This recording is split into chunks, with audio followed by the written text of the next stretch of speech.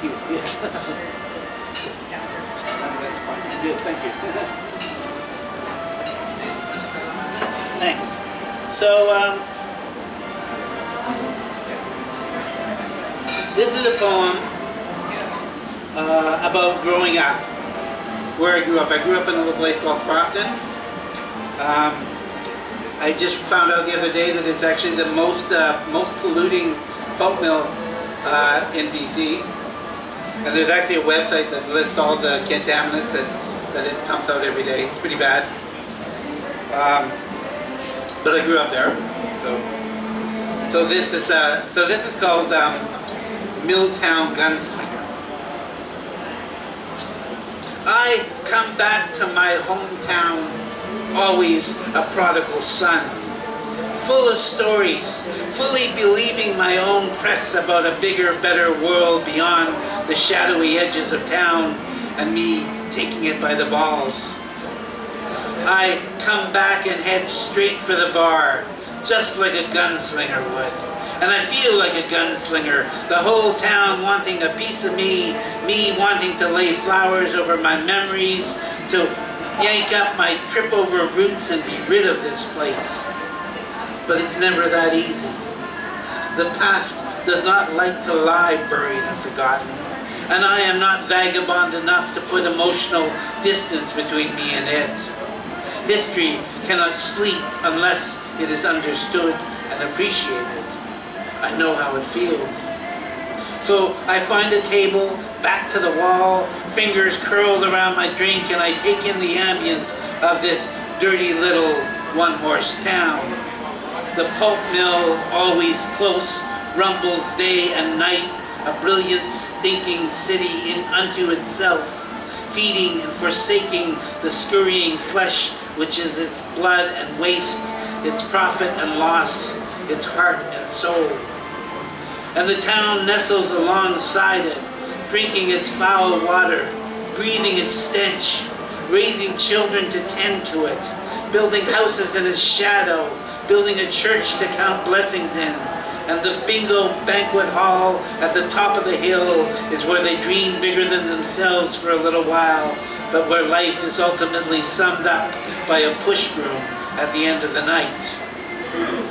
And of course, they built this bar, where the men around me seem as permanent and run down as the carpet, and not as big as I remember, and older, and their wisdom spews haphazard in clumps of pickled egg and beer, and in the achy, breaky heart of darkness which is this place, and always was, I know why I couldn't wait to leave.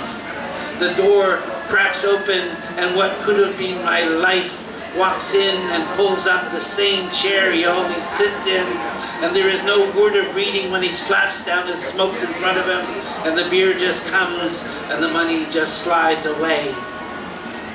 And these men and sons of men one moment swagger like they own the town, and the next curse the town that owns them.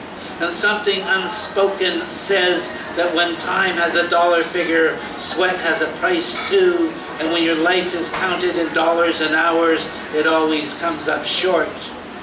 But they embrace the work, take pride in their precision, gather in fraternities and brotherhoods, rally at the front gate, kick dirt up in the face of the machine every now and then. They do this until they feel the swell and stiffening of their brawling fists and the sloping of their shoulders in painful resignation. But by then, the hours are years, and if you count off enough of them, they give you a gold watch, and you get to buy an RV or move to Florida for the winter. And all the things collected over the years, a family, a home, a front yard, a backyard, are all more than most big city slingers like me will ever have. I forget that. Forget how I once wanted all that. How maybe I still do. How maybe I ran away because I was scared or jealous. All I know is I wanted more from my own dreams, more than to meet my end face down in the mud just like my father did, my son sleeping through the pointless afternoon, dreaming of shining towers just like I did.